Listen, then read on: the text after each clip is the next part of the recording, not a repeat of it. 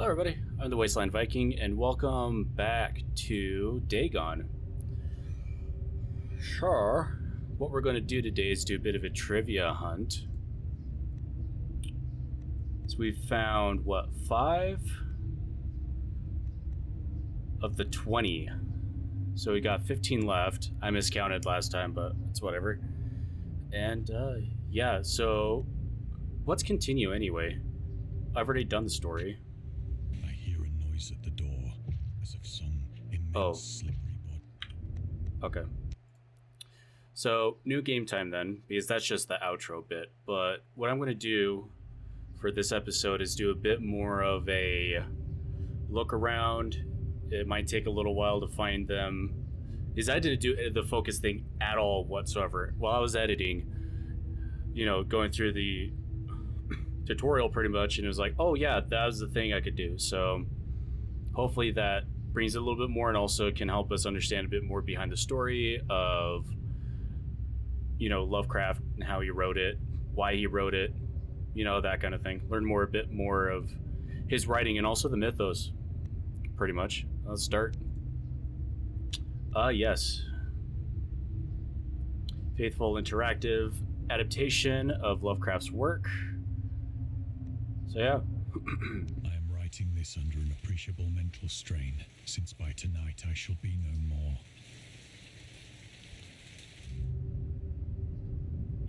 Right, elder sign thing, which I need to pay attention a bit more to. Yeah. Cool.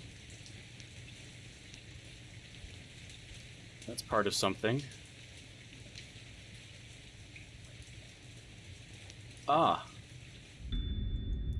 See, like that, I guess obviously they're not they're hidden in plain sight. Lovecraft's letters. As to letters, my case is peculiar. I write such things exactly as easily and as rapidly as I would utter the same topics in conversation. Indeed, epistolary, I guess, expression is within me, largely replacing conversation as my condition of nervous prostration becomes more and more acute. Sorry, some of these words I've never heard of, and if I have, I've never seen them written down. So it's going to be interesting. I cannot bear to talk much now, and am becoming as silent as the spectator himself. My loquacity extends itself on paper. H.P. Lovecraft to Reinhard Kleiner, December 23rd, 1917. Throughout his life, Lovecraft penned around 100,000 letters to his friends and fans, out of which about 10% survived to this day. So to this day, as in when the game was written or made, or like that means they're old. I don't know. But his tendency to endless correspondence was a relatively late growth. In youth, I scarcely did any letter writing. Thanking anybody for a present was so much of an ordeal that I would rather have written a 250-line pastoral or a 20-page treatise on the rings of Saturn. Selected letters, 1929 to 1931, H.P. Lovecraft. So he wasn't much for... obviously he was an extreme introvert. He didn't talk much, and if he did, it still wasn't, He wrote better than he spoke, pretty much. That's my understanding, and he would rather do a frickin' essay for a final than talk to people and even say thank you. Lovecraft would often skip meals to afford postage. Wow, okay. Collections of his correspondence have been published in various books, and selected letters can be found online. Some readers consider them his most important legacy. Interesting. Okay.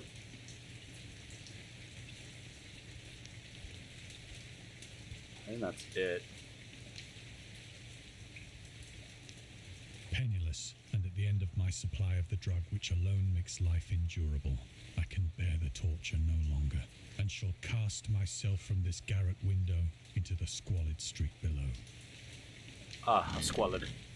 Do not think from my slavery to morphine that I am a weakling or a degenerate. When you have read these hastily scrawled pages, you may guess, though never fully realize, why it is that I must have forgetfulness or death.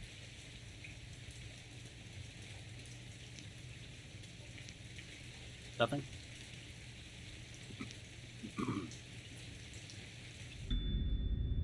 Right, morphine entered into use in the 19th century. Did we get this one before? I don't think so, but it was right there. I guess I wasn't looking for it. Okay. Uh, into use in the 19th century and was routinely administered to treat severe pain during the American Civil War, years 1861 to 1865, and World War I, 1914 to 1918. It was also sold without restrictions until 1914. So you're able to prescribe it and take it as much as you wanted to, pretty much, back then. Morphine became more popular after the invention of the hypodermic syringe around 1854. Frederick Suterner? I don't know. Who first isolated the substance, originally named it morphium, after Morpheus, the Greek god associated with dreams. Okay, I mean, I guess because it's so strong that it pretty much knocked you out as far as pain levels and stuff goes. I mean, I guess just in general as well. At the time when Dagon was published, morphine abuse, known as soldier's disease, already posed a big problem in the United States. Hey, I guess apparently over here in the States we've had problem with the frickin' substance since early 1900s. That's crazy. Well, I mean, it's not surprising either, to be honest. All right.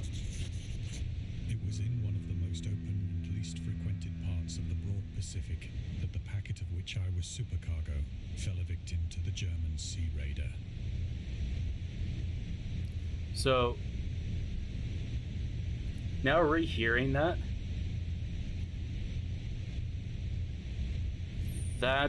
the packet of which I was supercargo. What term is supercargo used from, and why would it be pertain to a particular individual? I don't know. Uh-huh. Lovecraft and the Great War. Dagon was written around a month after the United States entered World War I. Lovecraft was actively interested in its course. He composed many poems in which he gave encouragement to soldiers and commented on the events unfolding in Europe. He tried to enlist in the army, which he mentions in one of the letters to Reinhard Kleiner. Some time ago, impressed by my entire uselessness in the world, I resolved to attempt enlistment despite my almost invalid condition. Like, okay, I'll ask the question after this. I argued that if I chose a regiment soon to depart for France, my sheer nervous force, which is not inconsiderable, might sustain me till a bullet or pierce of shrapnel could more conclusively and effectively dispose of me. Letters to Reinhard Kleiner, H.P. Lovecraft. But even though he passed the physical exam, his mother prevented him from going to the war. She, I'm guessing his mother, has threatened to go to any lengths, legal or otherwise, if I do not reveal all the ills which unfit me for the army. I am Providence, the life and times of H.P. Lovecraft. S.T. Joshi. Yeah, that's his biography, pretty much. Well, he has, I think, like, his main kind of mental illness that was going on. Well, I mean, there were multiples, but one of the biggest ones was social anxiety, to forms of PTSD, I think. Actually, I don't know a whole lot about his illnesses. I know he had really bad, extreme social anxiety, um, other anxiety-induced illnesses and stuff like that. So, as far as that kind of stuff goes, in the last bit of the first letter that he wrote about wanting to join into the war, so my sheer nervous force, which is not inconsiderable, might sustain me till a bullet or pierce of shrapnel could more conclusively and effectively dispose of me. I mean, it's not like a, suicide note kind of wish. I don't think. It could be read as that. That's how I first read it until I read it again. It's like, oh, his nervous force kind of like, freaking, well, I mean, he didn't drink, but like liquid courage, that kind of idea in the mind and stuff like that, having this nervous force, as he says, would push him through things until he got hurt, and then from that probably he would snap back into a potential reality of, oh shit, I could die, kind of thing, or something like that, to that effect, I think. But also impressed by my entire uselessness in the world. That's actually one of the key, I mean, I guess that's also another thing that he had as far as a mental illness goes. He had very low self-esteem and depression, extreme on all fronts as far as that is concerned. But like, so there's actually an ideal going around, that's been going around for a while. I did a little bit of research into it, just because I'm a person that's interested in shit like that. Is actually Cosmosium, I think it's called, or something like that. But it's pretty much the idea that you in the world is absolute, that you are not useful at all whatsoever. You are just here to exist, and even that is too much, like, is asking too much. You know what I mean? It's a weird, it's weird. I'm not trying to, belittle people that have the feelings of stuff like that, but I mean, I do from time to time. I have depression as well. But the feel of that you're up to no good. You can't do anything.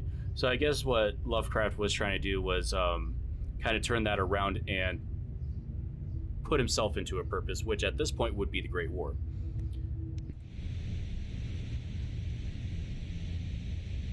All right, nothing else?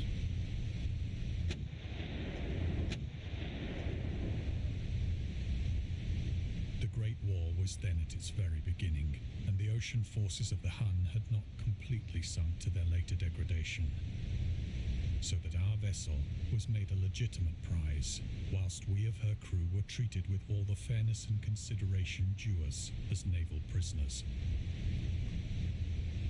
So yeah, already looked at this one. Are there other ones laying about that are not so obvious? Strangely does not look like it. Right, we got this one last time.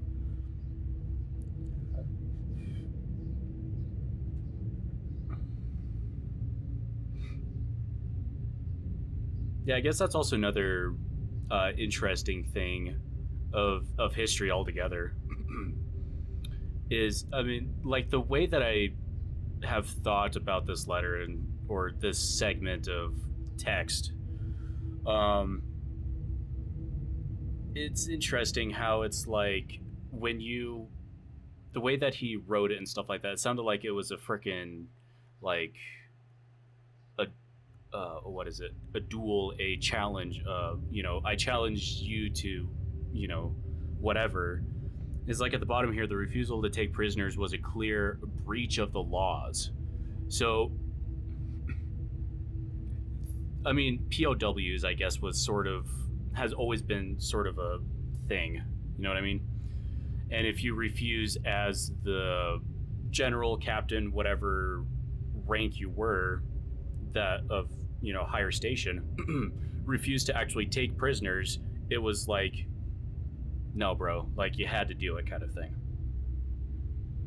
and customs of war adopted during the first Hagu, I guess, convention of 1899. So that's an interest. It's a interesting bit of history that I don't know. It's like I don't know, tangent time. As far as history goes, since we're talking about the Great War and things like that, it's just so weird how things have come about. You know what I mean? Like we're used to our current, um, social acceptances, ways of how laws are supposed to be presented and carried out, and all that kind of stuff, and enforced, all that. But it's like, so how did it actually get to this point? Like, for example, it's like what actually got to the point where you couldn't refuse to take prisoners? You know what I mean? It's just so weird. Psychologically, how does that make sense? Like, I don't know. I mean, I guess it was like 140 something years. Indeed was the discipline of our captors that 5 days after we were taken, I managed to escape alone in a small boat with water and provisions for a good length of time.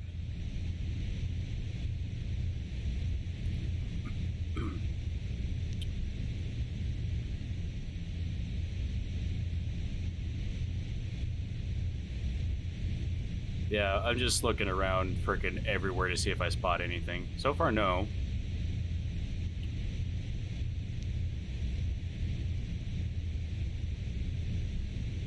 All right.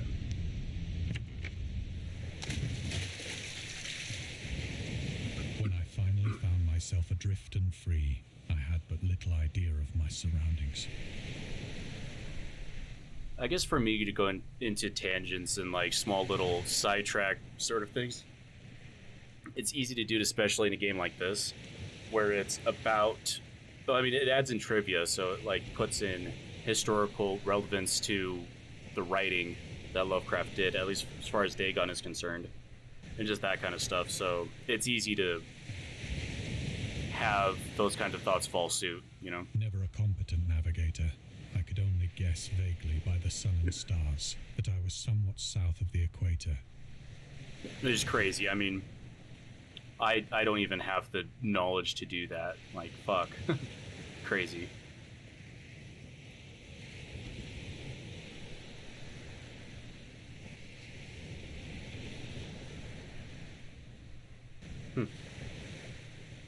I'm hearing a weird, like, sound to the left.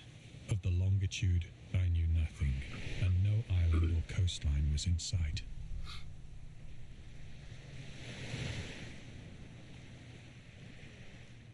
So I don't know if it's like you have to hold down, or, I mean, obviously you have to hold down, but if you only hold down if you could actually pick something up. But it'd be cool if like one of these stars made a constellation of the Elder Sign. That'd be cool.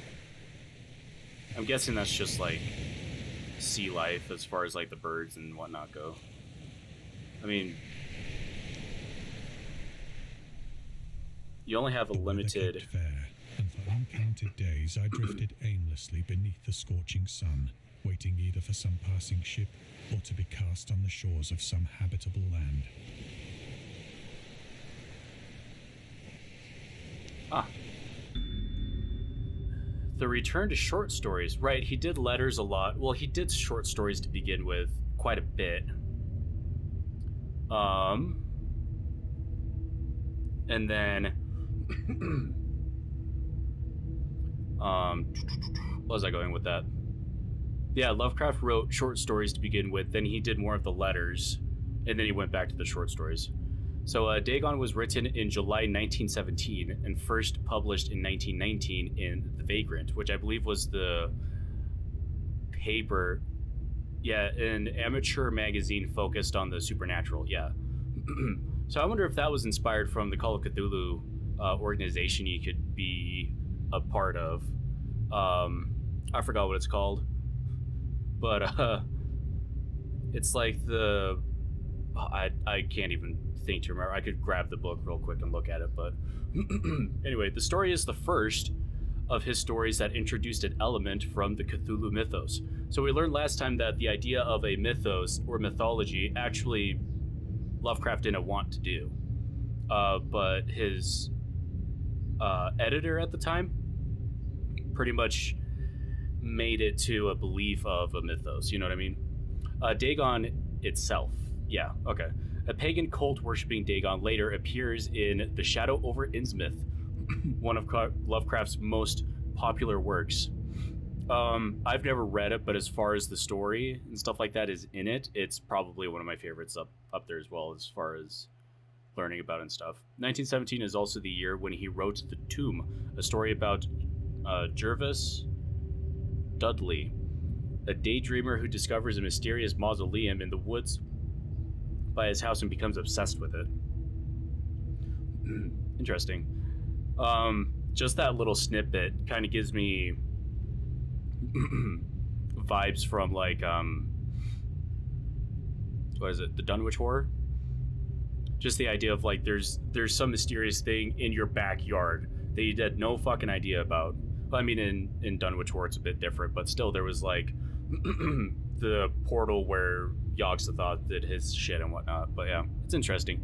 These two works marked Lovecraft's return to short story writing after he burned most of his attempts at the genre 9 years prior and decided to concentrate on poetry. I wonder, like, I forgot he even did poetry. So it's like, how would his writing have been as a poet? You know what I mean? Lovecraft started that it was his friend William Paul Cook, a literary publisher and critic, who convinced him to start writing weird fiction again. Yeah, weird fiction is a umbrella genre, and cosmic horror or Lovecraftian horror kind of fits under that umbrella. And because of, you know, the works that Lovecraft did and whatnot, it sort of became that umbrella. You know what I mean? So whenever somebody says weird fiction, it's very easy to draw your mind to, you know, Cthulhu or the Mythos or anything like that. So yeah, cool shit. Whoa, that was weird. Oh yeah, I've noticed that it's got a very sharp, like very small radius of what you can look at. And if you go past it just a little bit, it snaps like around. It's weird. But neither ship nor land appeared, and I began to despair in my solitude upon the heaving vastness of unbroken blue. The change happened whilst I slept. Its details I shall never know, for my slumber, though troubled and dream-infested, was continuous. Right. That's still just like a freaking shock. Also, like the heavy breathing. Any elder sign? Give me a sign. Please? No? I'm looking real hard. I mean, it shows up because it's white. It's very easy to look at it from this background. Myself half sucked into a slimy expanse of hellish black mire, which extended about me in monotonous undulations as far as I could see. That description, ugh. So good, but so gross. That's the point. And in which my boat lay grounded some distance away. I was fine, and I start recording, and I'm coughing. The hell? Though one might well imagine that my first sensation would be of wonder at so prodigious and unexpected a transformation of scenery, I was in reality more horrified than astonished. That's also the thing too, like what makes the game, it does its audio very, very well. So you hear the ambient music and all that kind of stuff. And then when there's dead silence and you expect the sound of like the tentacles or something like that making noise, it doesn't make it. It's like, ugh. For there was in the air and in the rotting soil a sinister quality which chilled me to the very core. So you know how the saying ignorance is bliss? it's like silence is bliss. You know what I mean? The region was putrid with the carcasses of decaying fish and of other, less describable things which I saw protruding from the nasty mud of the unending plain. Yeah. No, just... Perhaps I should not hope to convey in mere words the unutterable hideousness that can dwell in absolute silence and barren immensity. Yeah, dude.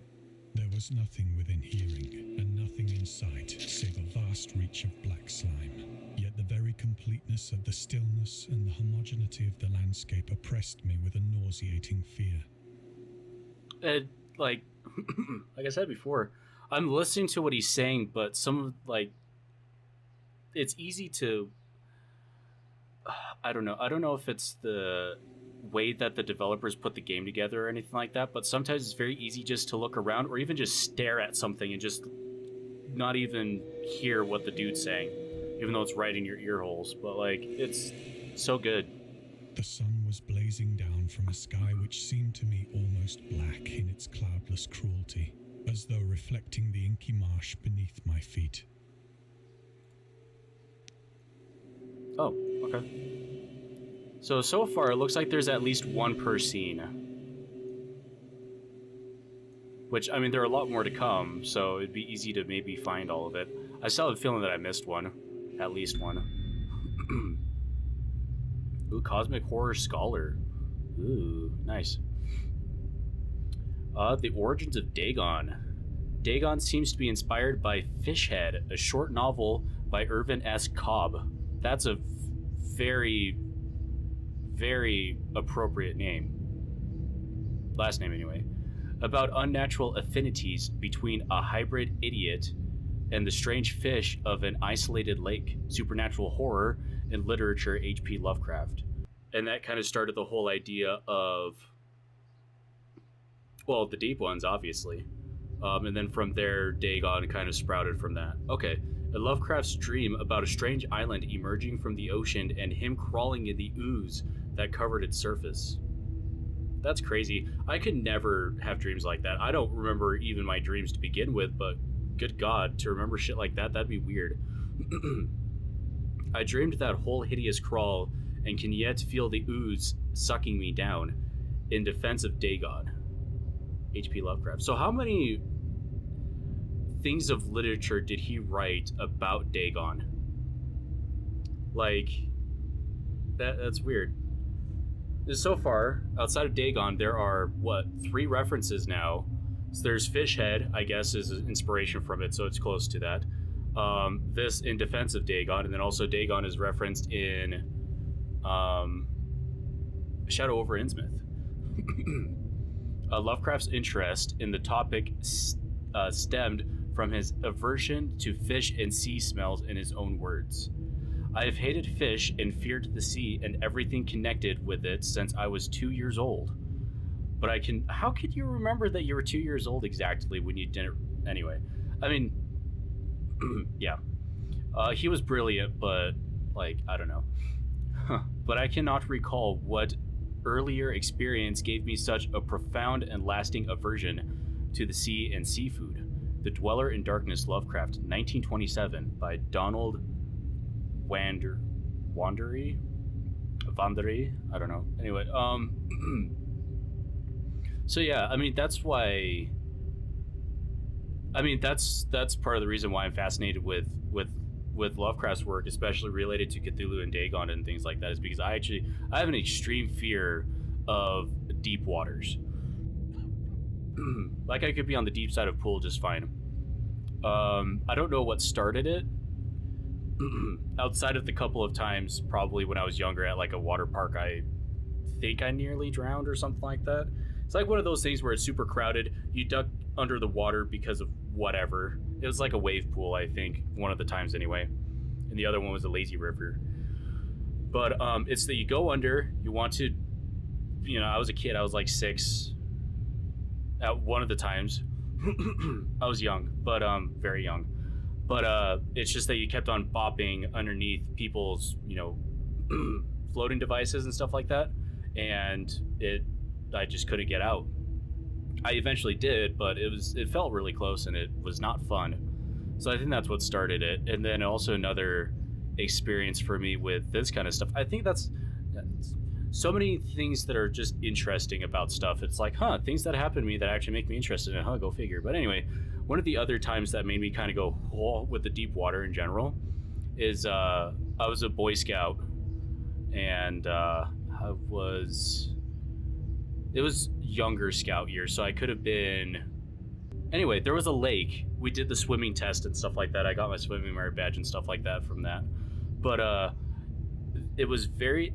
I think it was a very deep lake, but even on the shallower surfaces, when you're swimming and stuff like that, you could feel the kelp or whatever, the long plants or whatever from the bottom, and I felt it tingling or grabbing at my feet. It felt like it was grabbing at my feet. It was scary. But I think those instances kind of made me have a fear of deep waters in general. So yeah, but I love seafood though, so I don't have a fear of that or anything, or distaste for it. But no, interesting stuff.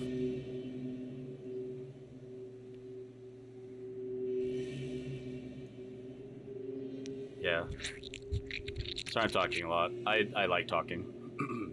As I crawled into the stranded boat, I realized that only one theory could explain my position.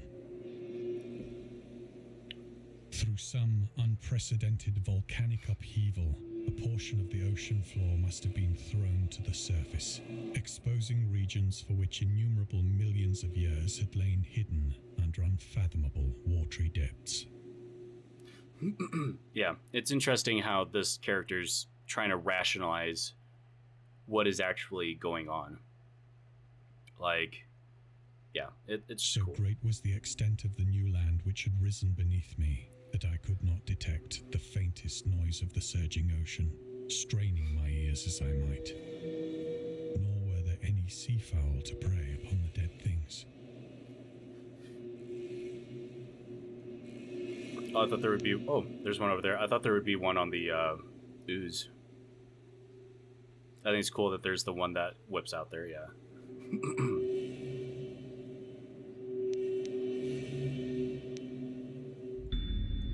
The mystery of volcanic islands. Volcanic eruptions sometimes result in the creation of islands. Most of them are transient and erode after some time, but some prove permanent. The floating pumice, porous rock created when superheated pressurized rock is ejected from a volcano. Okay. I'm glad that they had the one word for that big description. Can move across long distances and transport barnacles and mackerel guy that cling to it. In 2001, rafts of pumice created during the eruption of a volcano near Tonga, Polynesia, eventually reached Australia. Interesting.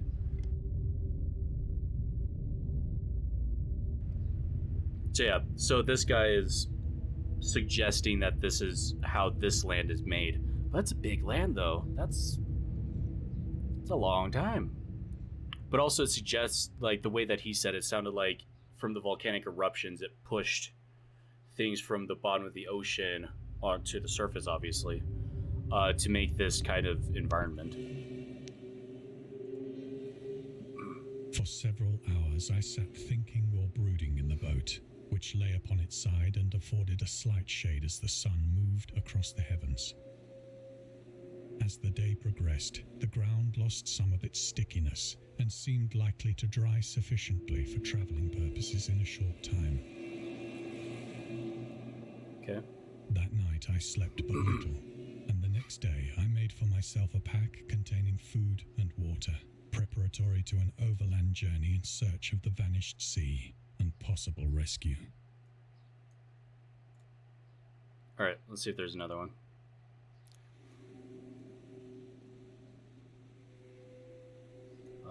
So far, no.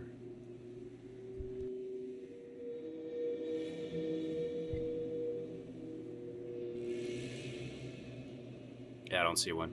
And also, I think you can't do the focus thing or whatnot. while On the dialogue's third happening. morning, I found the soil dry enough to walk upon with ease.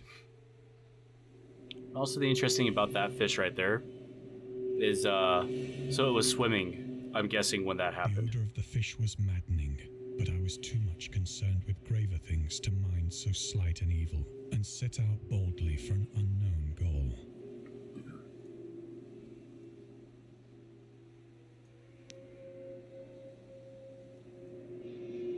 How are there 20 of these things?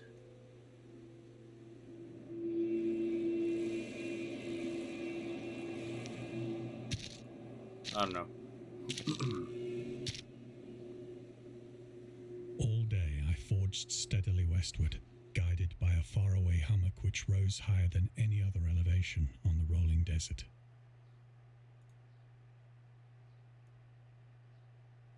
Alert?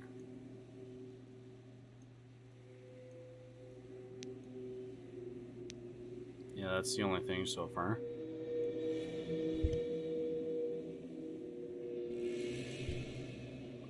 I has no feet. Did I make that joke last time? I probably did.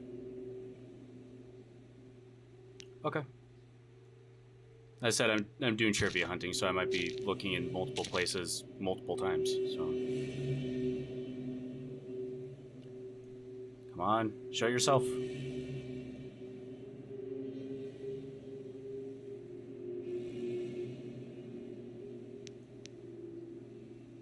Anything up in the sun? Do you have a sign?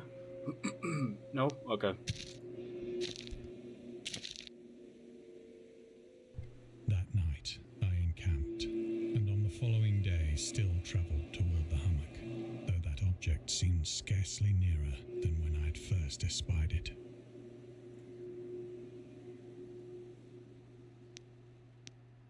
Oh, hello. The Horrors of the Ocean. Yes. The creator of the Cthulhu mythos and the fictional underwater city of Relay. I wish I knew how that was actually said. Everybody says it differently. Was convinced that life could not exist at the bottom of the ocean because the water pressure would make it uninhabitable. Today we know that the darkest depths of the ocean are home to many peculiar organisms. The deepest dwelling fish we have discovered so far, the Mariana snailfish, guessing in the Mariana Trench, can live about 8,000 meters, more than 26,000 feet below the ocean surface, in never-ending darkness and at hellishly crushing pressures, hundreds of times stronger than those found at sea level. Upon glancing at the modern photos of deep-sea creatures, such as the anglerfish, the fangtooth, or the viperfish, and their truly Lovecraftian characteristics, it's hard not to find some irony in this. Also, another interesting deep-sea fish. I don't remember which layer of the water it lives in. I think it's the Twilight Zone, so it's not quite the darkest, but it's pretty damn close. But the vampire fish. That's really cool. That's also an interesting sea creature. And yeah, I guess that's also another thing that interests me about, the Cthulhu mythos. But yeah. Some of these thoughts, it's like I want to say something, but I don't know how to say it or even what to say. There are just so many questions that I don't have answers to. It'd be nice to know those answers. That's the mystery of it all, isn't it? By the fourth evening, I attained the base of the mound, which turned out to be much higher than it had appeared from a distance. An intervening valley setting it out in sharper relief from the general surface. Too weary to ascend, I slept in the shadow of the hill. I know not why my dreams were so wild that night, but ere the waning and fantastically gibbous moon had risen far above the eastern plain,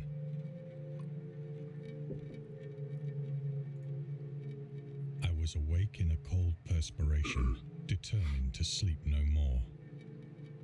Such visions as I had experienced were too much for me to endure again, and in the glow of the moon I saw how unwise I had been to travel by day.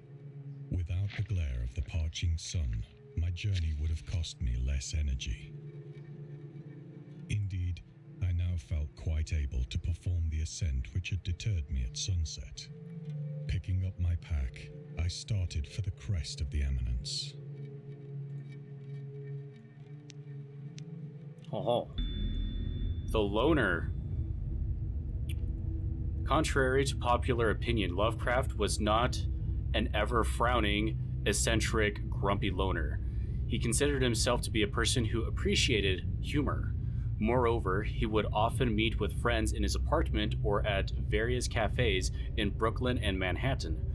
At times, his social life was so intensive, his work would suffer for months. There was a point when he finally decided he needed to put an end to daily meetings and loitering in New York cafeterias and resorted to hiding at home and reading with the main room light turned off, pretending he wasn't there whenever a friend knocked on his door. He also had another method of deterring his guests, which involved greeting them in a bathrobe. Makes sense. With an unmade bed visible in the background and piles of papers scattered across the floor. Interesting. So yeah, he did have those forms of anxiety and things like that, but I guess that still didn't deter him from having, social gatherings and whatnot. But obviously he didn't go to big gatherings, though.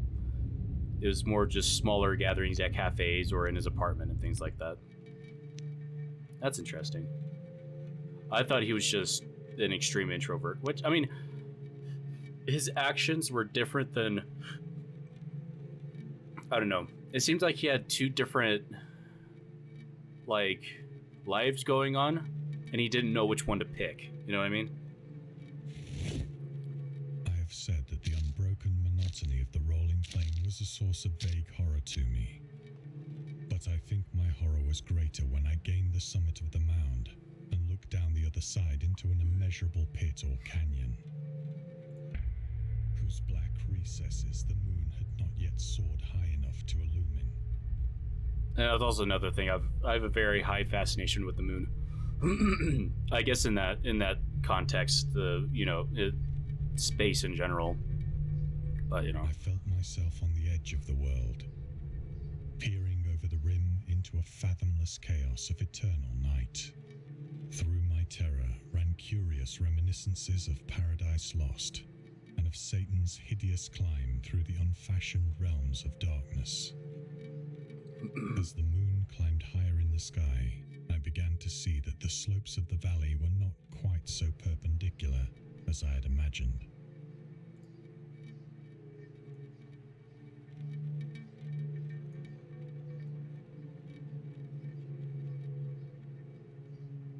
One game that I will be playing here soon, at some point, I'm going to be replaying Moons of Madness and actually finish that, but it's going to be cool. Ledges and outcroppings of rock afforded fairly easy footholds for a descent, whilst after a drop of only a few hundred feet, the declivity became very gradual.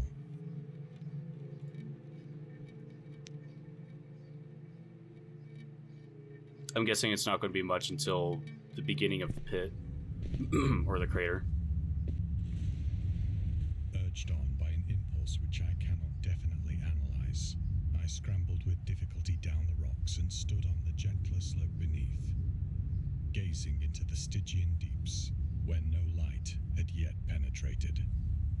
All at once, my attention was captured by a vast and singular object on the opposite slope, which rose steeply about 100 yards ahead of me.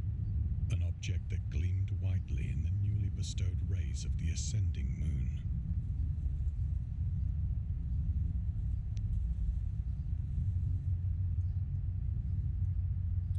Nope.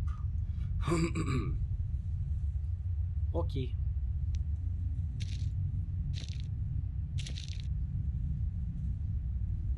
The That it was merely a gigantic piece of stone, I soon assured myself. But I was conscious of a distinct impression that its contour and position were not altogether the work of nature. A closer scrutiny filled me with sensations I cannot express.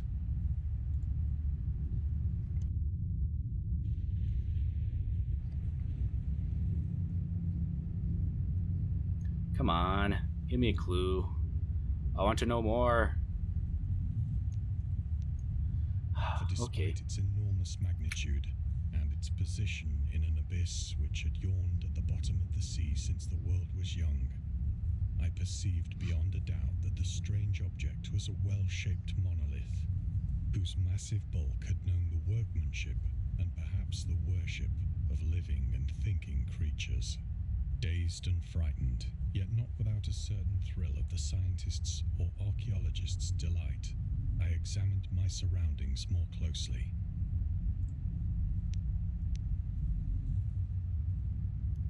Same position, so I'm guessing not. Okay.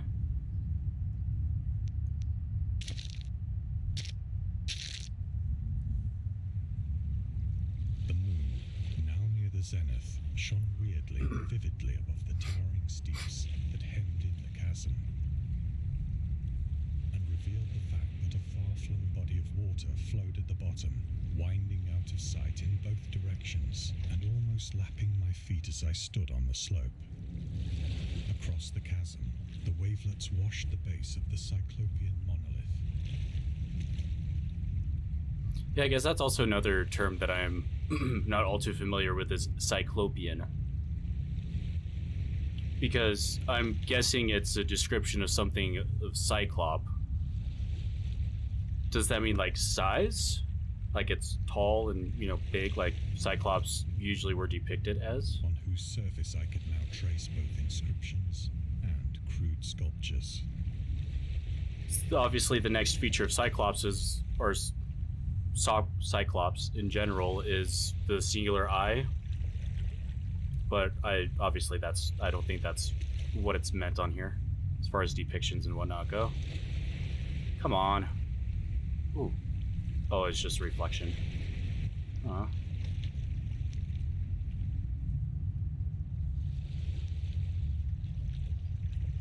Anything more? Nope. Alright, that's fair. It was in a system of hieroglyphics unknown to me and unlike anything I'd ever seen in books. Consisting for the most part of conventionalized aquatic symbols such as fishes, eels, octopi, crustaceans, mollusks, whales, and the like. Several characters obviously represented marine things which are unknown to the modern world, but whose decomposing forms I had observed on the ocean-risen plain. It was the pictorial carving, however, that did most to hold me spellbound.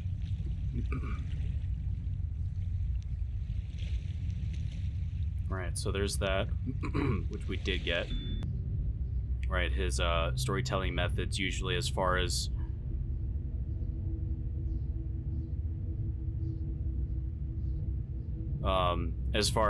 the general tropes and things like that happen in his writing. Plainly visible across the intervening water on account of their enormous size were an array of bas-reliefs whose subjects would have excited the envy of a Doré. I think that these things were supposed to depict men, at least a certain sort of men. Yes, fish head. I'm assuming. Were shown disporting like fishes in the waters of some marine grotto, or paying homage at some monolithic shrine which appeared to be under the waves as well. Of their faces and forms I dare not speak in detail, for the mere remembrance makes me grow faint. Grotesque beyond the imagination of a Poe or a Bulwer. So, I'd have to do some research, but when was Edgar Allan Poe doing his thing? That's what I'm kind of curious about. Is grotesque beyond the imagination of a Poe or Bulwer. Were those like also other horror authors? That's sort of, you know, I guess a way to describe hideous looking things or horrific looking They were things. I don't know. human in general outline, despite webbed hands and feet, shockingly wide and flabby lips, glassy, bulging eyes, and other features less pleasant to recall.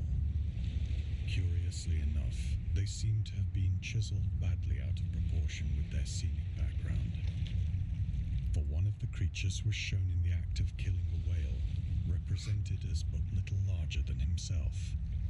I remarked, as I say, their grotesqueness and strange size, but in a moment decided that they were merely the imaginary gods of some primitive fishing or seafaring tribe.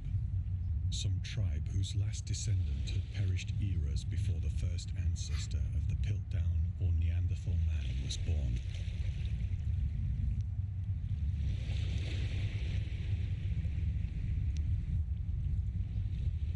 Awestruck at this unexpected glimpse into a past beyond the conception of the most daring anthropologist, I stood musing whilst the moon cast queer reflections on the silent channel before me. Then, suddenly, I saw it. With only a slight churning to mark its rise to the surface, the thing I wonder if there's going to be. of the dark waters. I wonder if there's going to be a trivia on that thing. Loathsome, it darted like a stupendous monster of nightmares to the monolith, about which it flung its gigantic scaly arms, the while it bowed its hideous head and gave vent to certain measured sounds. Oh no, you just black out. Right, I forgot. Of my frantic ascent of the slope and cliff, and of my delirious journey back to the stranded boat, I remember little.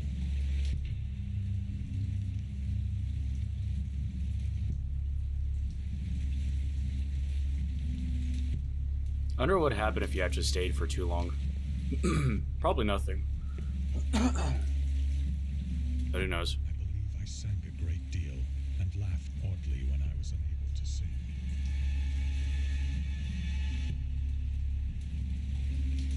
Right, so. Anything?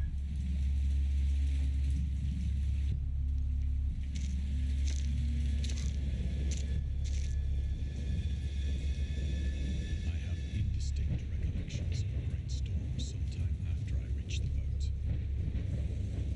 At any rate, I thought I heard peals of thunder and other tones which nature utters only in her wildest notes.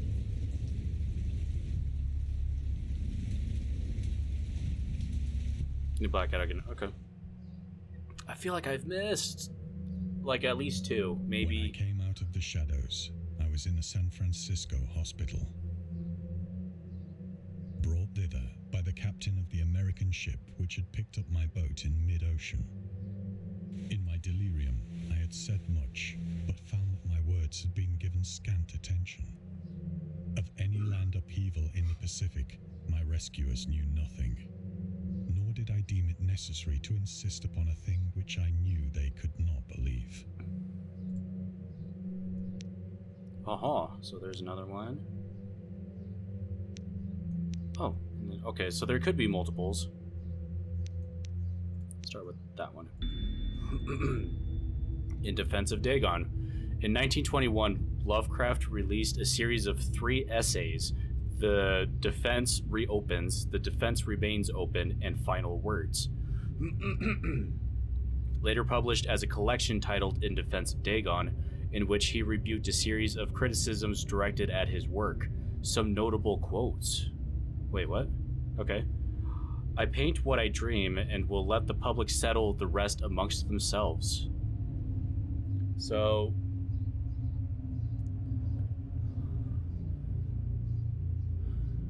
later published as a collection titled In Defense of Dagon, in which he rebuked a series of criticisms directed at his work. So he made the collection and then he got criticism behind it, or did somebody make it with criticisms? You know what I mean? Or I don't know. Mr. Monday asks the Raison d'etre of Dagon, I will give it purely and simply to reproduce a mood. Its object is the simplest in all art. Uh, por- portrayal? Oh, portrayal, yeah, okay. The physical horrors of war, no matter how extreme and unprecedented, hardly have a bearing on the entirely different realm of supernatural terror. Ghosts are still ghosts. The mind can get more thrills from unrealities than from realities. Unrealities than from realities. Okay. In the essays, Lovecraft touches upon the topics of atheism, materialism, the quest for truth, and the love of science. Okay. So yeah, I guess that's his. This is his sort of thing, where it's like supernatural terror should be expanded upon and bigger than just ghosts, or like at the time in, was it Providence, Rhode Island, somewhere in Rhode Island or whatever.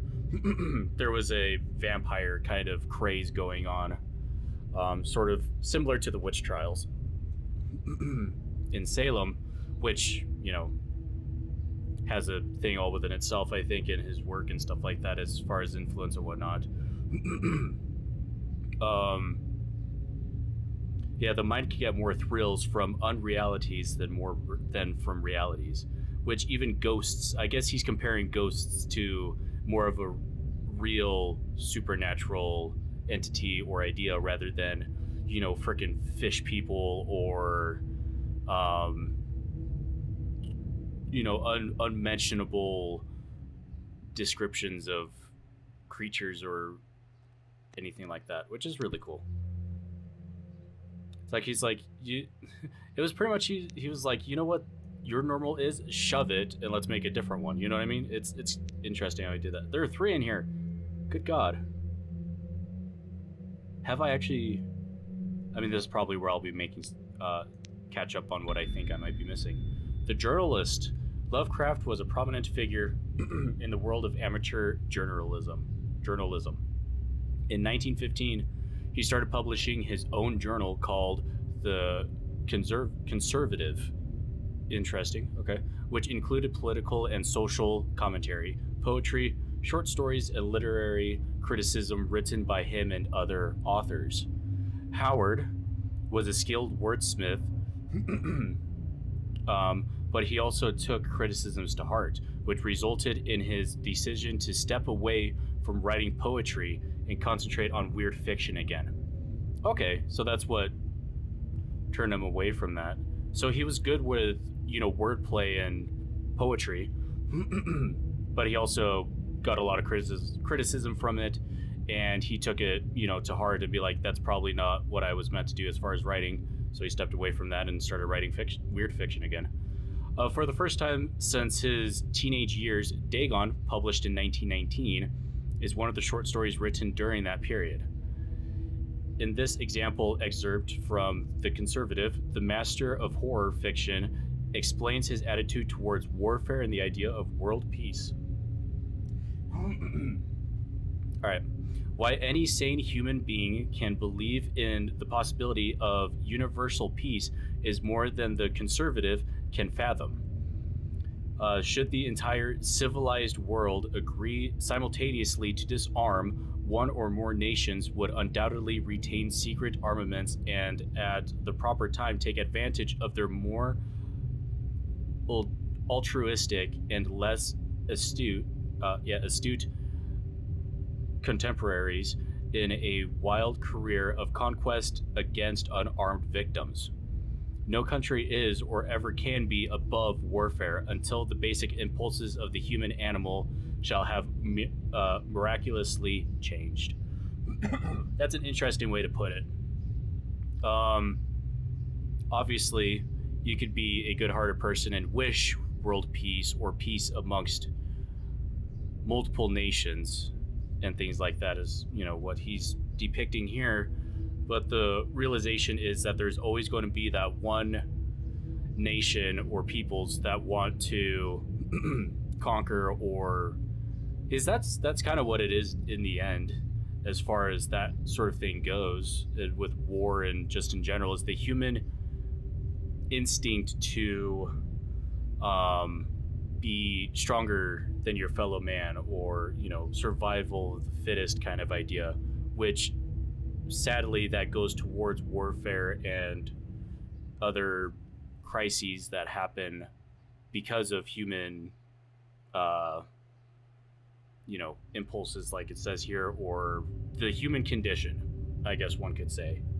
But also, having more territory than the person next to you, kind of idea. That sort of idea. Not because of the way that evolution has happened and our ways of morality or stances on particular things, that's reduced just because it's sometimes inhumane to sort of think about things like that. Or you could just be thought of as of an asshole, or somebody that people don't like a whole lot because you have those ideas. But there are those people out there that kind of think the same on a smaller scale than, like, let's say war, but still. Anyway, a lot of talking, but I love doing it. The atheist. Lovecraft considered himself an atheist and absolute materialist, which he attributed partially to his early childhood interest in astronomy and science in general. In his own words, I am indeed an absolute materialist so far as actual belief goes, with not a shred of credence in any form of supernaturalism, religion, supernaturalism, transcendentalism,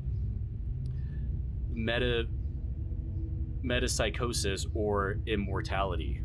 All I say is that I think it is damned unlikely that anything like a central cosmic will, a spirit world, or an eternal survival of personality exist. They are the most preposterous and unjustified of all the guesses which can be made about the universe, and I am not enough of a hair splitter to pretend that I don't regard them as arrogant and negligible moonshine. Okay, interesting word to put there. In theory, I am an agnostic, but pending the appearance of radical evidence, I must be classed, particularly and provisionally, as an atheist. Sources: Against Religion, The Atheist Writings of H.P. Lovecraft by H.P. Lovecraft. Mythos, The Myths and Tales of H.P. Lovecraft, and Robert E. Howard. H.P. Lovecraft, Robert E. Howard. That's an interesting way to put it.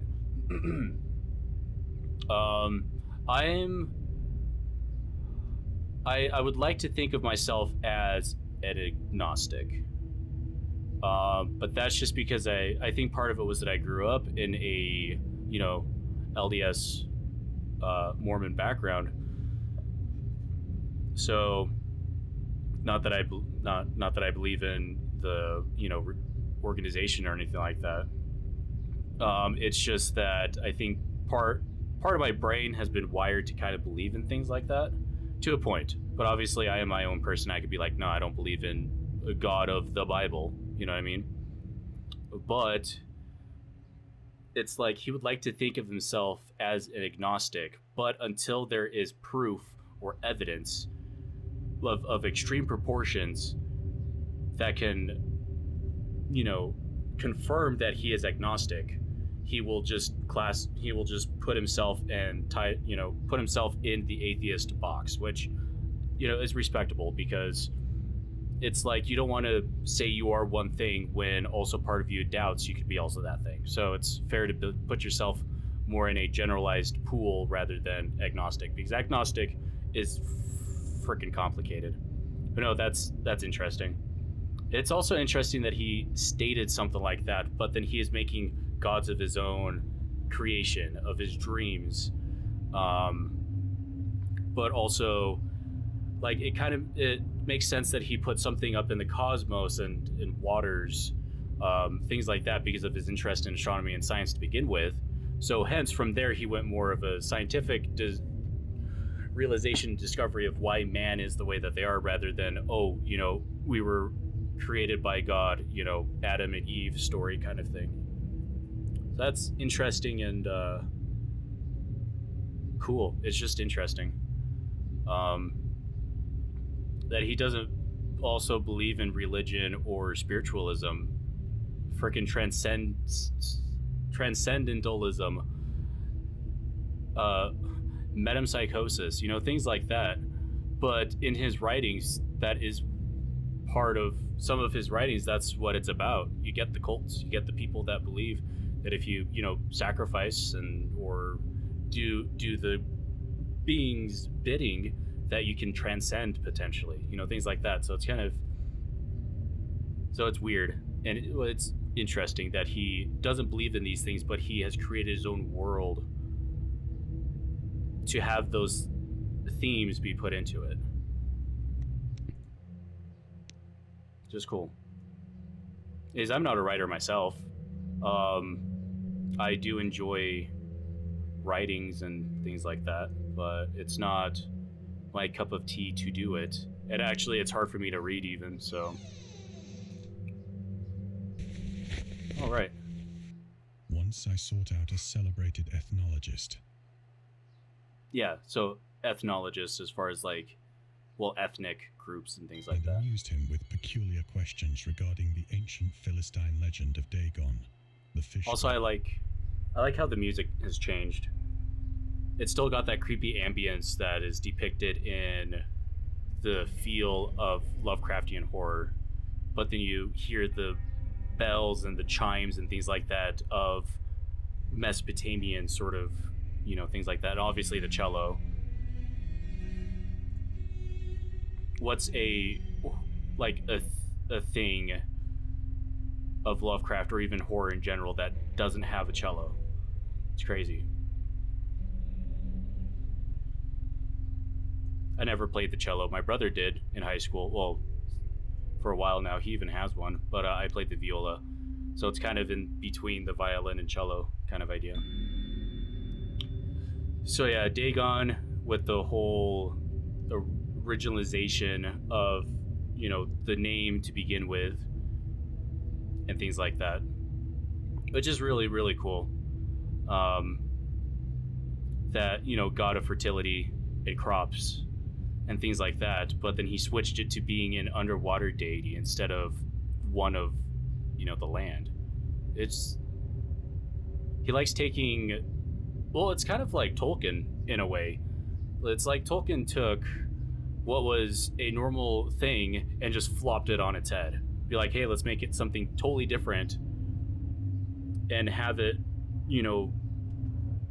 be of a different, culture or even just purpose altogether. But it's like, but we still know where you got the inspiration from kind of idea. And that kind of thing. It's really cool. Yeah, and the secret cult called the Esoteric Order of Dagon. Is there really nothing in here? I doubt it. There's some hidden for me for quite a while. I'm pretty sure I've missed some.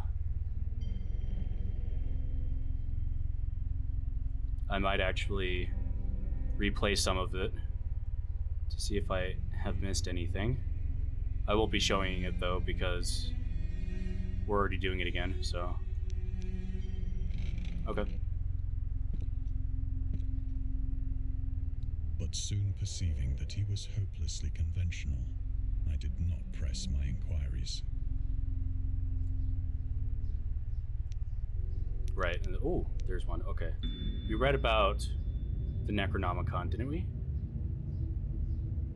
Yes, Arkham House, and he was this guy, August Derleth, is the one that made the mythos, pretty much the idea in term of Cthulhu mythos to begin with, and also him being a Catholic, a devout Catholic, and the controversies between Catholicism and religion altogether and Lovecraft's work. The Marketeer. Okay. Lovecraft's attempts to find a job in 1925 were influenced by advice he received from friends. Among others, he started freelancing for a marketing magazine where he would write announcements and commercials. Feel free to judge his copywriting skills for yourself.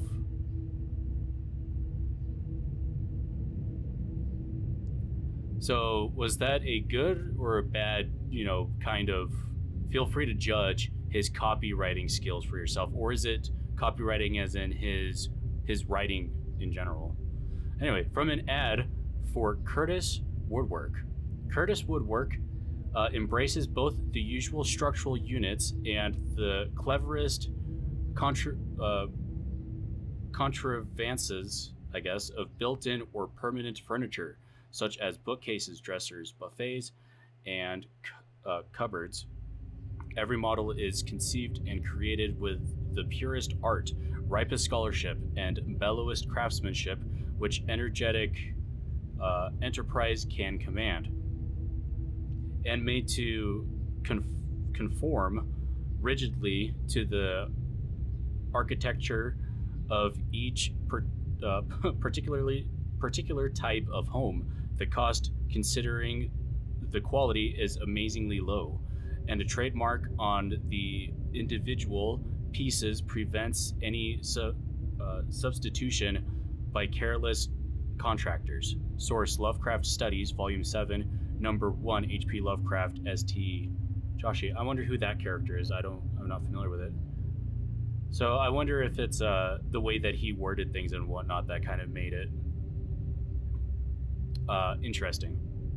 Not bad, just interesting. Okay. So, I mean, obviously it's an advert. You try to make it presentable and likable to the general populace who may or may not read it, and then, that kind of thing. But cool.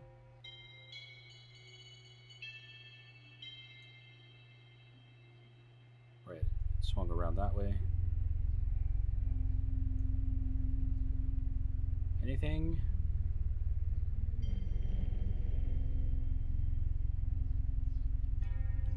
Right, that snapping thing that I told you guys about.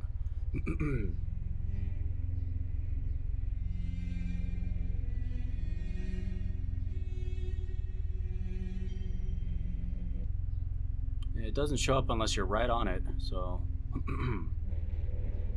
or pretty damn close to it. I'm guessing it's just there. Alright.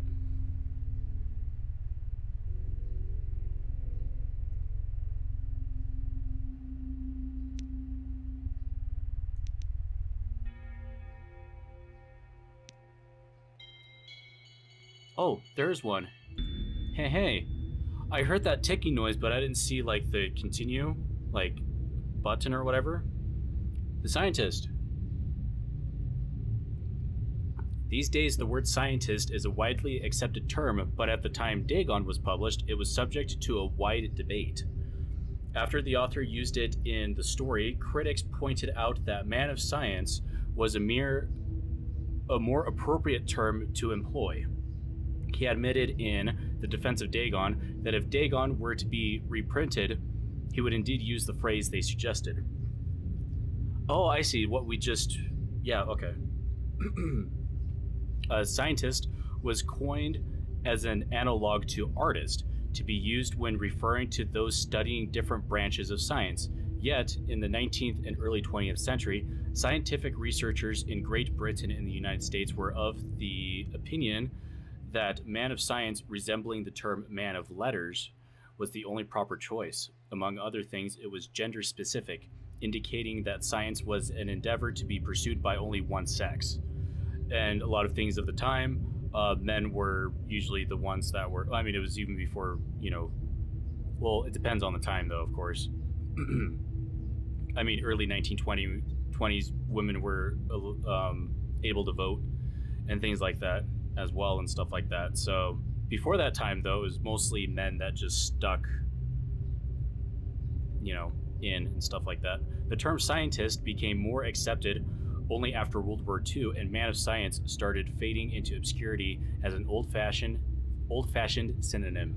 So it's pretty much, a man of science. Usually it was referring to literally a guy rather than, man of science of that being the only kind of scientist, you know what I mean?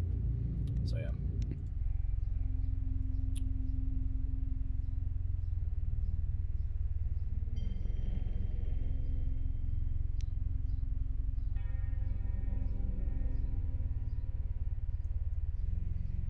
Nothing else. Nope.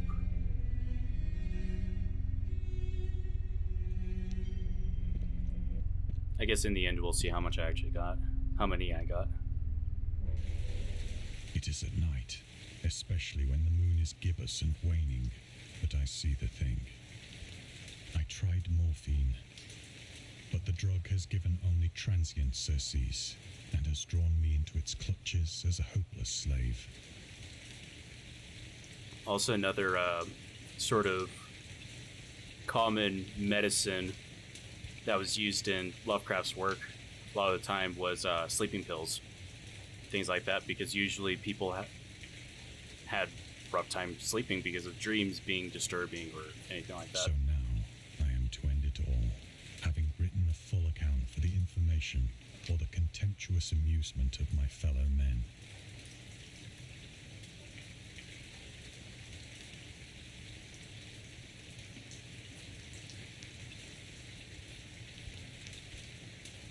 Oh.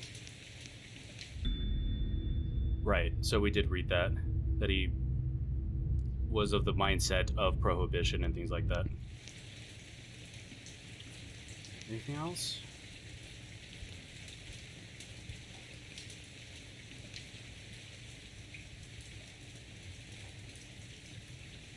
So far I don't think so, but god damn it's raining outside. Sounds like it's actually starting to flood in here. Often, I ask myself if it could not all have been a pure phantasm. He just freaking opens up the bottle and chugs it like, A mere freak of fever as I lay sun-stricken and raving in the open boat after my escape from the German man of war. I would assume that morphine probably doesn't have the best of taste. This I ask myself, but ever does there come before me a hideously vivid vision in reply. I cannot think of the deep sea without shuddering at the nameless things that may at this very moment be crawling and floundering on its slimy bed. What I thought would have been cool is if there was like a shadow of a, creature worshipping their ancient star underneath the boat. That'd be cool. Carving their own detestable likenesses on submarine obelisks of water-soaked granite. I dream of a day when they may rise above the billows to drag down into their reeking talons the remnants of puny, war-exhausted mankind. Of a day when the land shall sink and the dark ocean shall ascend amidst universal pandemonium.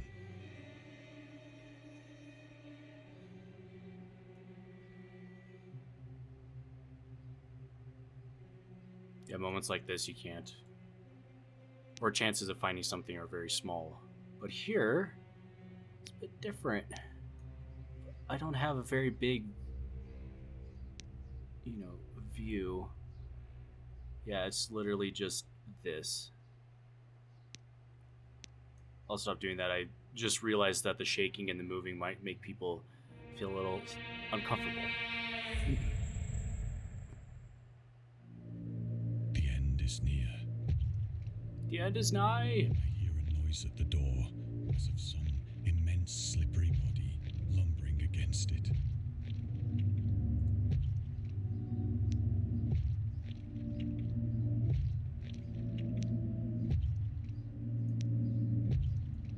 Yes, I know that's continue. I'm really looking here. Ooh. Elder sign. At another house where people were stirring, he asked questions about the gods and whether they danced often upon Lyrian. But the farmer and his wife would only make the elder sign and tell him the way to Nir and Ulthar. Or Nur. It's probably Nur and Ulthar. The dream quest of unknown Kadath. H.P. Lovecraft. Elder sign is a protective symbol that can be found in various works of pop culture, usually represented by a 5-pointed star with an eye flame symbol in its center. Yeah, that's the one that I'm used to seeing more of.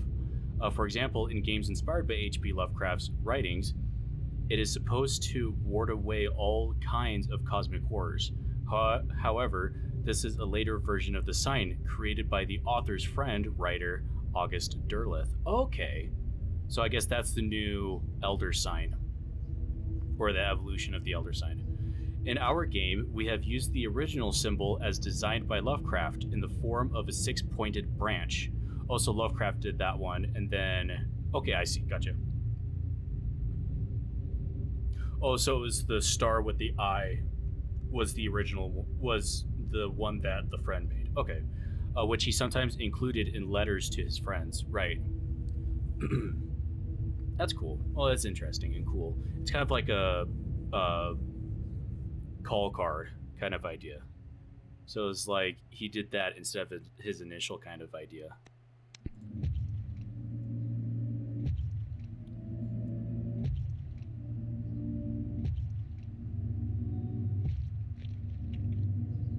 All right, well, I think I've missed like one, at least.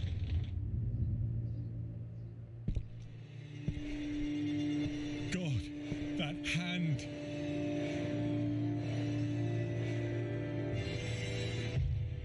The window. The window.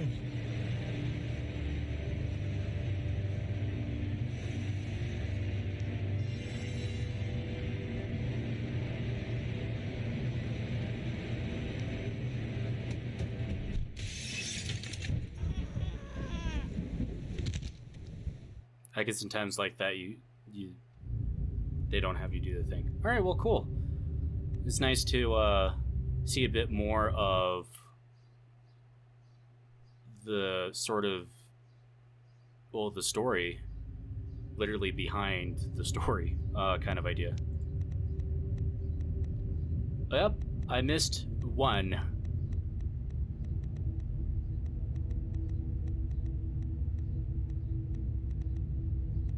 So it was between storytelling methods and the atheist.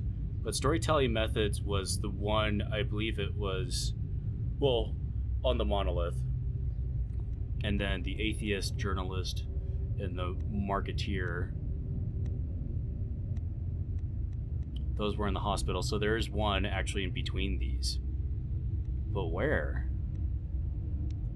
Anyway, I'll be right back to find the rest of them. Speed run.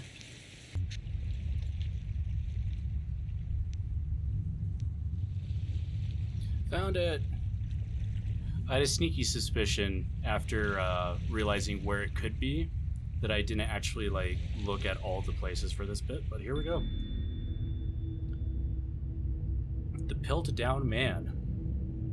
Lovecraft would often use the latest scientific discoveries as inspiration for his works. He would even update his stories at the last moment in order, to make sure they reflected the latest breakthroughs. Unfortunately, this method was not without its flaws. After Lovecraft's death, the Piled Down Man discovery mentioned in Dagon turned out to be a paleoanthropological fraud. Ew, okay. In 1912, Charles Dawson, an amateur archaeologist, announced that he had discovered the missing link between ape and man, the fossilized remains of a previously unknown early human.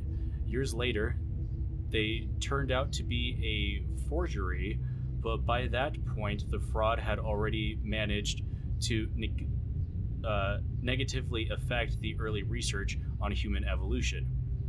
In the year when the discovery took place, the majority of the scientific community believed Dawson indeed found the missing link. In 1953, Time magazine published evidence proving that Dawson was a con man. It turned out that the fossils of the previously unknown early human consisted of a human skull, the jaw of an orangutan, and chimpanzee teeth. Okay, so this dude, Dawson, character Charles Dawson, just took random bits of bones from different animals and just mushed them together and be like, hey, this is the missing link. But isn't like the theory of the missing link also the idea of that there's a um I mean, I guess that might be related to a Lovecraft thing, but like the the frozen man or whatever, the ice man or whatever it's called, but like it looked humanoid but with like fins on the arms and um like a dorsal on the top of the head and stuff like that. Or am I just thinking of a different story that had nothing to do with this? Um, because I thought that was the missing link, or the idea of the missing link, rather than, I mean, what this guy found or claimed to have found. So he's an amateur archaeologist. I mean, it explains why. I guess a amateur archaeologist that wanted to get some clout, but like I found the missing link between ape and man. I don't have a theory. I don't have an opinion on the missing link either, because I'm not knowledgeable enough in the fields to kind of, have an opinion on it. I'm drawn to believe the fact that the missing link, that there isn't one, and it's just people wanting to have a reason of how we were able to evolve from ape to man also as quickly as we did, relatively speaking. So I don't know. I kind of think that there isn't one, and it's just people want to find a reason when there doesn't need to be one. But that's just my opinion. Anyway, cool stuff though. So his thing on the Pilt Down Man discovered, mentioned in Dagon turned out to be a long word fraud. Which part? I'm kind of curious about which part was talked about. Is it the image of Dagon? Hold on just one moment. But anyway, so besides, having this video go longer than I expected, it's already been an hour and 40 minutes. But yeah, so the Piltdown Man, I'm wondering if it is this, fish, the idea of between fish and man kind of idea, like it was in Fish Head or whatever it was called. Let's go back to the main menu here so I can talk a little bit about it. So yeah, we found all the trivia. Well, I mean, not in this run, but we did find all the trivia. Oh, it saves it all for you. Doesn't matter how many runs you've done. Oh, okay, cool. But yeah, I'd like to see what Tales of Herring Lake would be. But anyway, yeah, I hope you guys enjoyed that. I mean, it was nice reading the story again, reading or listening to the story again, reading the trivia, and just sort of, I mean, it's an interest of mine. I know this is not everybody's cup of tea. And if you're watching this because you're just interested in it or whatever, then thanks for watching. I know, like I said, I know it's not everybody's cup of tea, and also when content creators start talking about their own personal things related to a game of why things are going on, well, this one, I and then people like click off of it. I can understand why, but with this one, it's a bit different because it's more of like, Lovecraft's influence or reasons, things like that behind the story, and things like that, and then me bringing up some of my own personal interests and whatnot, and what links me to, stuff like this. So I'm a gamer. I don't really read. So as far as having that medium between his writing and me consuming it as a consumer of entertainment, this is the best way to go. So it kind of ties it all together in that way. But anyway, yeah, hope you guys enjoyed that. Like I said, I really enjoyed this, and this is going to be the last part of it because there isn't much else to do with it. But yeah, so if you guys would like to leave a comment about how you feel about this, that'd be awesome. How you feel about Lovecraft's work in general, how you fancy it, how you like it or don't like it even. Is obviously this kind of platform isn't for everybody. I mean, and also sometimes, Lovecraft might not be somebody's favorite writer, and they might be like, hey, this is the reason why. But anyway, So yeah, and also please like the video. It'll help out a lot with bringing these videos up to the surface of the YouTube algorithm, because good God, that knows, Lord knows, or Lords know, whatever you want to say, that it's crazy to try to get yourself into a steady algorithm of things. But anyway, and also if you haven't yet, please subscribe. It'll help out a lot. Thank you for the ones that are already subscribed. We got 30. It's been that way for a minute, but yeah. But I'll see y'all in the next video. Until then, take care. Bye bye.